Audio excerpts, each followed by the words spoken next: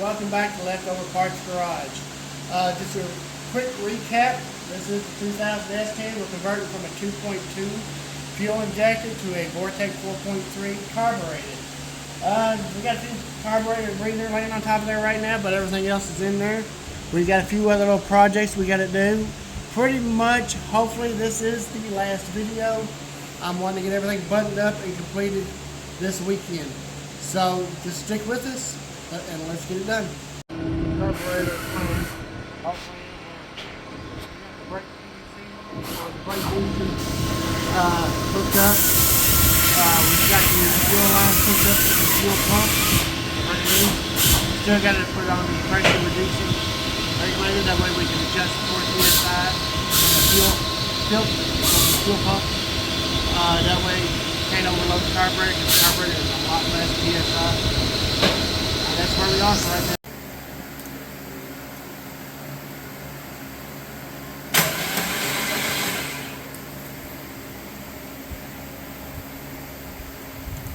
Bumpy. Just huh?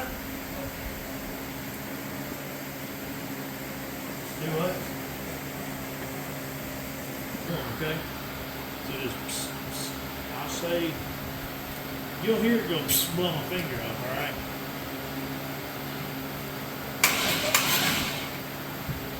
Barely bump it. Just one time. Go again. Go again. Go again. Go again. Don't hold it so long. Just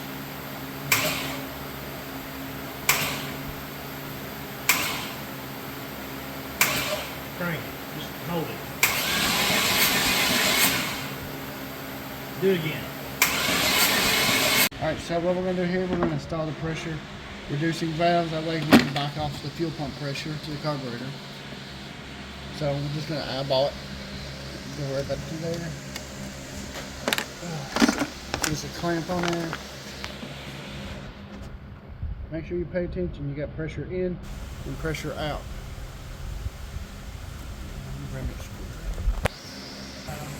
Alright, so now we got that length. We're going to cut this one to this length. Sometimes a little bit extra don't help.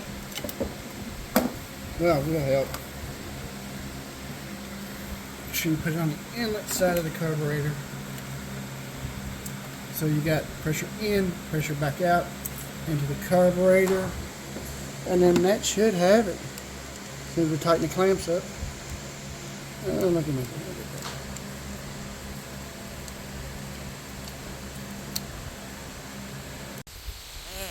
Let's see what we got now.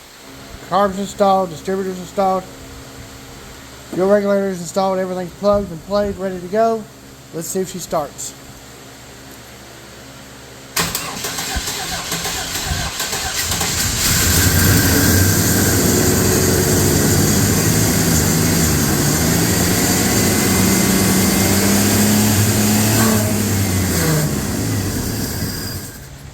She's running a little high. Shut it up.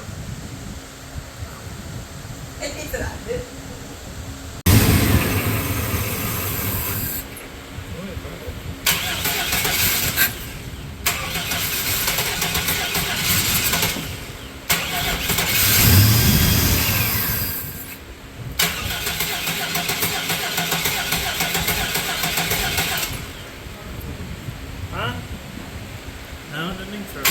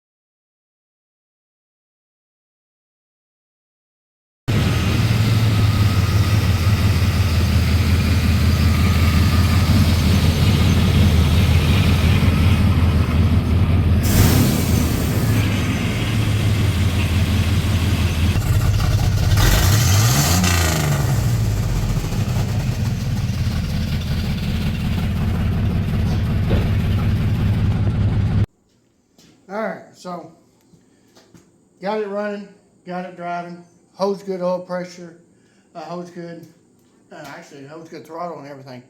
But did run into an issue. I didn't think nothing about it. I done a little research, figured out what was the issue. One of the drawbacks is when you're converting either an engine to a carbureted system or just doing a full engine swap, putting a V8 in with the carbureted, no matter what you do, if you run the 4L60E transmission, like we did here, even though we had to swap some parts, internals from the Blazer into this one to make the correct shaft, one of the things we didn't think about is deleting the computer.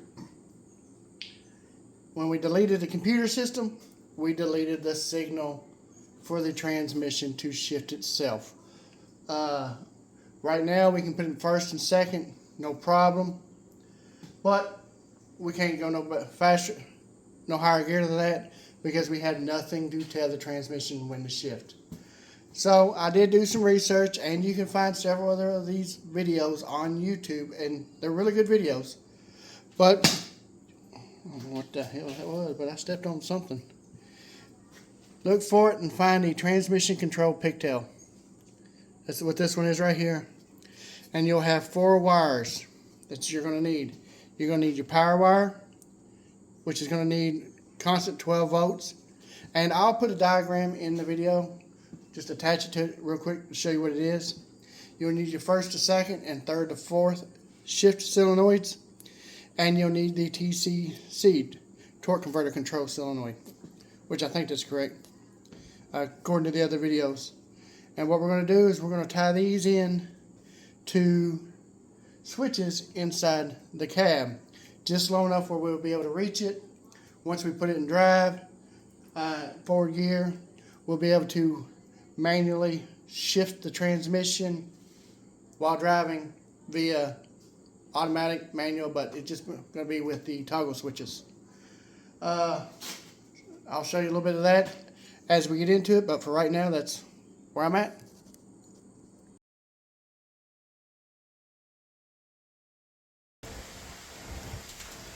Alright, so here's kind of an after effect of what you want to have with the transmission control harness.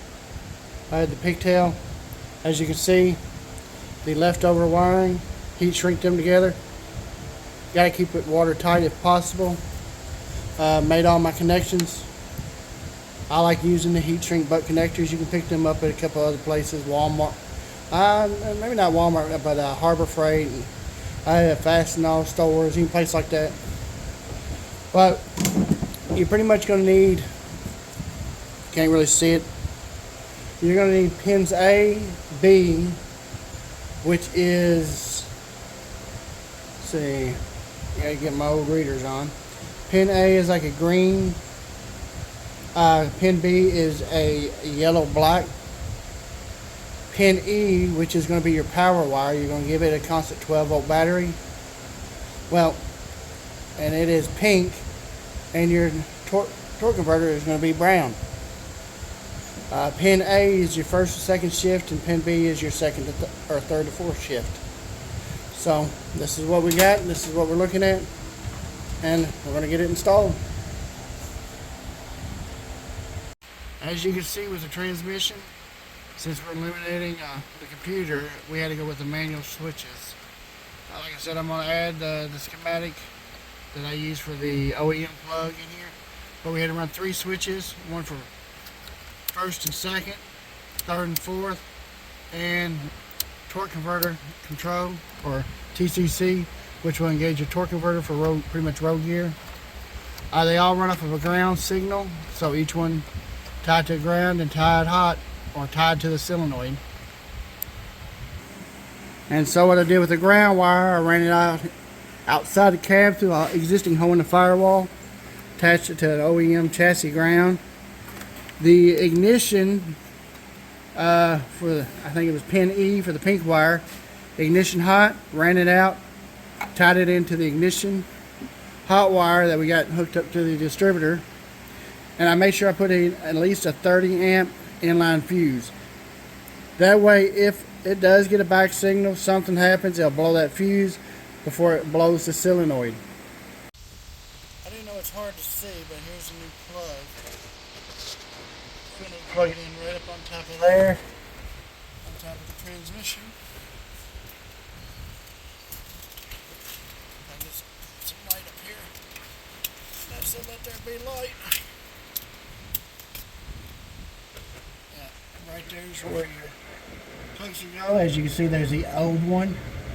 I got lucky and had a pigtail off of another 4.3 or another Blazer with the same transmission, 4L60E. So I'm just going to use the pigtail harness that we got made up, plug in right there. So as you can see, the new harness is plugged in. We just have to wait and see how everything goes with it. Hopefully everything works fine. Alright, so here we are. We've got the S10 on the road, doing a little bit of driving. Got the switches operational. Let's see how she performs.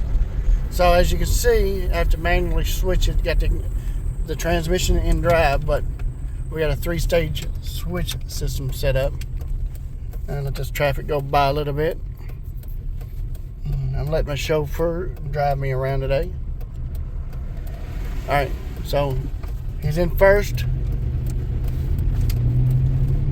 I don't know if you can hear it or not. We're in second. Third.